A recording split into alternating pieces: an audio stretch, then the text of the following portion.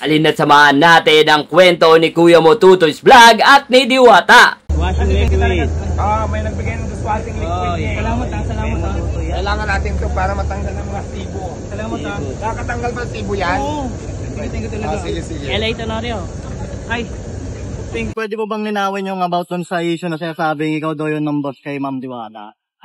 Hindi po ako yun. Yung una naming tag po ni Mami D, pagod daw siya noon. Napagsaraduhan niya ako ng bintana.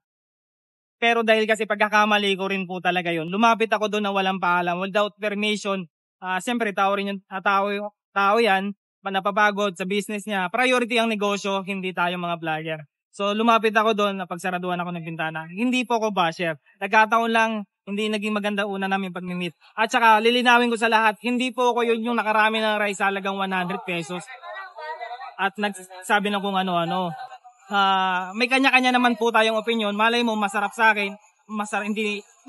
May kanya-kanya tayong panlasa. May masarap sa akin, may hindi sa iba. May tama lang sa iba. So yun. Lilinawin ko sa lahat, hindi ako yung basher na yun. Yung pagkikita namin ni Mami D, yun, sinaran niya ako ng bintana. Kasi sabi niya po sa akin, pagod daw po siya ng araw na yun.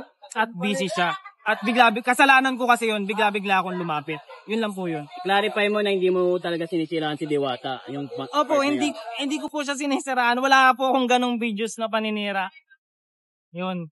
Ano purpose tong yung binigay mo kanina?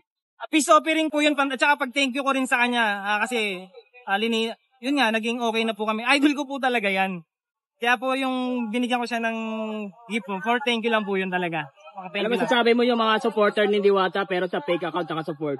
Yung sa mga supporter ni Mami Diwata na nakasuporta sa fake account, dalawa po yung account na yun. Yung isa po yung nagla-live, dun po kayo sumuporta. Yung sa hindi po nagla-live, yung may mga watermark po, ayun po yung fake account. Tigilan nyo na po yun. Lumipat na po kayo sa original account ni Mami D.